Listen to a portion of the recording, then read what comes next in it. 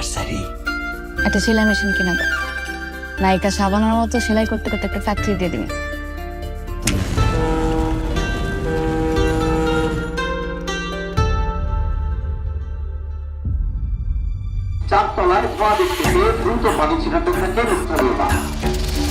পলাশের ফোনে কি হয়েছে? ওর ফোনও তো বন্ধ। আমি তো বুঝতেছি না, আমিও পাইতেছি না। আমার নাম মালতী রানী দাস। চিনতে পারছেন আমাকে? সকাল বিকেল আপনি একটা ঘন্টা পাচ্ছেন না, একটু আসতে পারছেন। তোমার দোকান কবে দিতে পারবা জানাইও। এই দেন 35 জনের সরকারি লিস্ট, এনে পলাশ কুমার দাস নামে কারো নাম নেই। আমার স্বামী তো গত 3 বছর ধরে ওই মার্কেটে মোল্লা সাহেবের কাজ করছে। আপনি ইমিডিয়েট ওনাকে আইসিইউতে শিফট করবেন। দালালের টাকা দিয়ে আইসিইউ বেড ম্যানেজ করছি, তুই তাড়াতাড়ি আয়।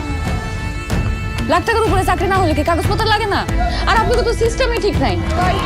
একটু সামনের দিকে গিয়ে কর, সাবধানে একটু কর না, একটু ছাইরা দিতে। জয়নাল সাহেব গত পরশুদিন মারা গেছে।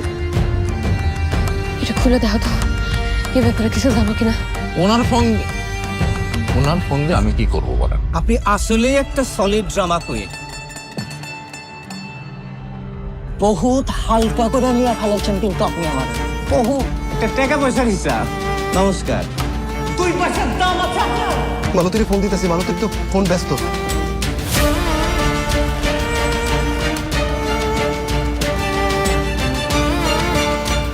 তাহলে কি এখন আমার জাল কাগজপত্র বানায় প্রমাণ করা লাগবে?